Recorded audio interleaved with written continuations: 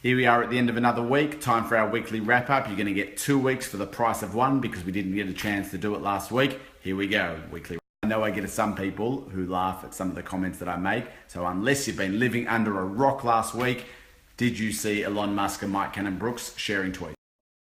It's really incredible these days how impactful a 140 character tweet can be on the media and the articles that they write. Of course, I'm talking about Mike Cannon-Brookes, co-founder and CEO of Atlassian, exchanging tweets with Elon Musk about the South Australia power problems. This shit happens fast. It's bloody exciting. Hopefully we can get a Tesla solution. That'd be pretty exciting. We'll see what happens. Follow the story. We saw 2 acquisitions last week of startups from Australia being acquired. Kaggle by Google, CalReply by Rokt. We saw another general partner join Startup Oz to invest in up-and-coming startups, this time for the Westpac's Reinventure Fund, Kara Frederick. Something that I like that happened this past week is that there's collaboration between co-working spaces in Melbourne and Sydney, York Butter Factory and Tankstream Labs.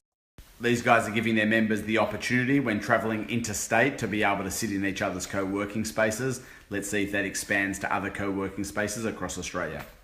Over the past few months, there's been some talk about the federal government's innovation agenda and how it was sparked and all over the news at the beginning and then died off.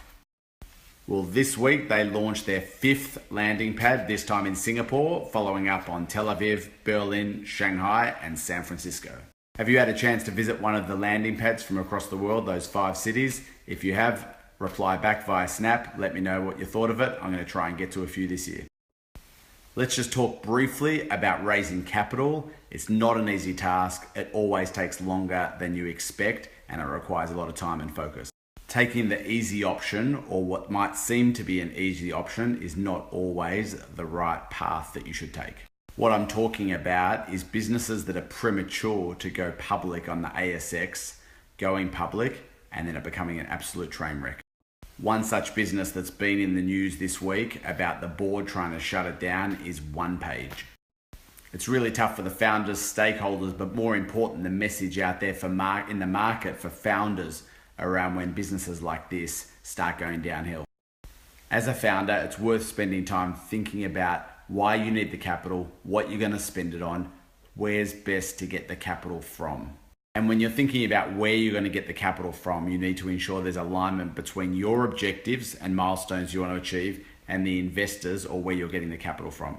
Last item on this weekly wrap, Melbourne Accelerator Program are open for application. This intake in 2017, they will be taking 10 startups. I was reading an article about what the alumni group looks like for Melbourne Accelerator Program, which is one of the best accelerators here in Australia based on results. Here's a couple of stats. 34 alumni teams, $27 million in funding, 250 jobs, and $28 million in revenue. If you're going to start up, want to get involved, go and submit an application. They're a great bunch of guys. There are some great startups that have come out of it, and it's a great program. All right, it's party time. It's the end of the week. It's time for a ripper weekend. The weather's going to be great here in Melbourne. Have a great weekend. See you next week.